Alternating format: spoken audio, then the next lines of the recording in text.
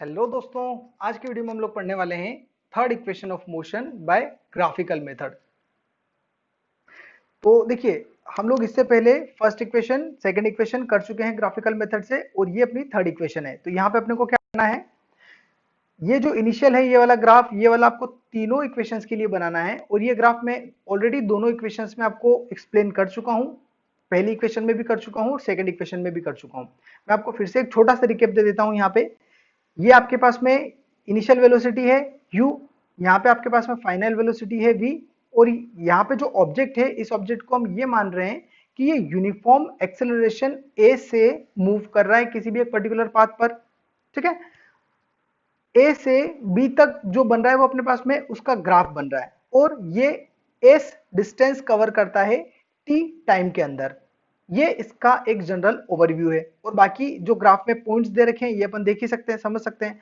बाकी अब आगे अपन थर्ड इक्वेशन को स्टार्ट करते हैं। तो देखिए, यहाँ पे अपन क्या करेंगे, सबसे पहले कि distance travelled by the object in time t, मतलब अगर आपको थर्ड इक्वेशन प्रूव करनी है तो हम यहाँ पे क्या करेंगे कि जो ऑब्जेक्ट डिस्टेंस कवर करेगा t टाइम के अंदर वो हम लोग फाइंड आउट करेंगे। और डिस्टेंस कैसे फाइंड आउट करते हैं हम लोग, area of the trapezium O A B E निकालकर। ओ ए बी ई मतलब जो ट्रेपेजियम अपने पास में बन रहा है उस ट्रेपेजियम का अगर आप एरिया निकाल दो, जो कि ये वाला ट्रेपेजियम है, इस ट्रेपेजियम का जो एरिया आएगा वो क्या आएगा, आपका डिस्टेंस आएगा। ठीक है, तो इस ट्रेपेजियम का एरिया, यहां पर हम लोग डायरेक्ट ट्रेपेजियम के एरिया वाला फॉर्मूला लगाएंगे, क्योंकि सेकंड इक्वेशन में हम लोगों ने क्या करा था कि ट्रेपेजियम का एरिया, ट्राइंगल का एरिया और रेक्टेंगल का एरिया दोनों को निकालकर प्लस करके निकाला था। यहाँ पे हम लोग क्या करेंगे, डायरेक्ट ट्रेपेजियम का फॉर्मूला लगा देंगे।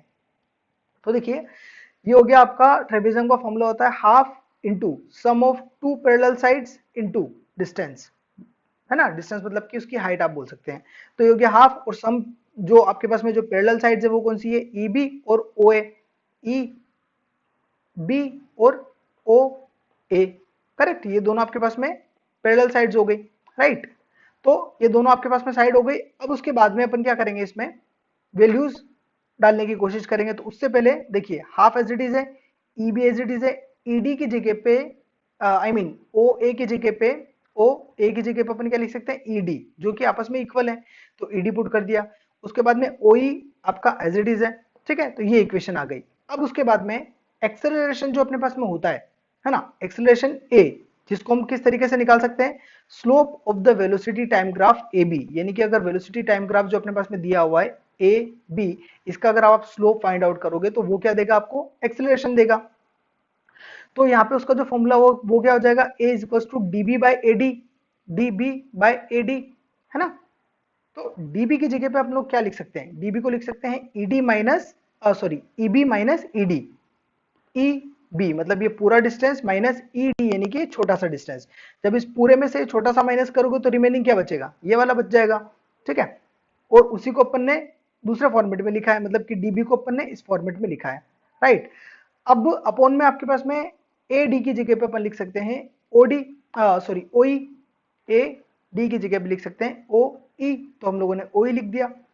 अब देखिए यहाँ पे, अगर हम लोग ओ ई को इधर और ए को इधर भेज दें, मतलब इन दोनों की जो पोजीशन है वो इंटरचेंज कर देते हैं, इसको इधर, यहाँ पे ये वाला जो सिचुएशन है, ये वाली में ओ ई को यहाँ भेज दिया और ए को अपन ने यहाँ भेज दिया। ठीक है, तो ये क्या बन जाएगा आपका, जो इक्वेशन आई थी अपने पास में एस इज इक्वल टू वो वाली के हिसाब से, देखिए एस इज इक्वल टू क्या था अपने पास में, half into E D, E B plus E D into O E था। तो ओ ई की वैल्यू हम लोगों ने ये वाली निकाल ली, और ओ ई की वैल्यू यहाँ पे अपन ने पुट कर दी उस वाली ऊपर वाली इक्वेशन में। ठीक है, अब यहाँ पे अपने को क्या करना है कि हाफ एज इट इज रखना है, और ये जो ए है अपॉन में इसको इसके पास में लिख दिया, तो हो गया 1/2 ए। अब E B minus E D और E B plus E D, ये फॉर्मूला बनता है आपका ए प्लस बी और ए माइनस बी का, जो कि होता है ए स्क्वायर माइनस बी स्क्वायर। तो अब यहाँ पे क्या करेंगे, ई बी का स्क्वायर माइनस ई डी का स्क्वायर। अब यहाँ पे ई बी की वैल्यू देखिए, अगर आप देखें ग्राफ के अंदर, तो आपकी जो ई बी है, ई बी का मतलब है आपका यू, ये वाला जो है पूरा ये आपका यू है। और अगर ई डी की वैल्यू देखें तो ये आपका सॉरी ईबी की वैल्यू है आपकी v और ईडी की वैल्यू है आपकी u। ठीक है, तो ये वैल्यूज अपन यहाँ पे पुट कर देंगे, v और u स्क्वायर है तो स्क्वायर लगा देंगे, और 2a का मल्टीप्लाई जब आप उस तरफ कर दोगे s में तो वो हो जाएगा आपका 2as, it means v square minus u square equal to 2 2as, this proves the third equation of motion. और इस तरीके से हम लोग क्या करते हैं, थर्ड इक्वेशन को प्रूव कर देते हैं। ऑलराइट, सो आज के वीडियो में इतना ही। Thanks for watching.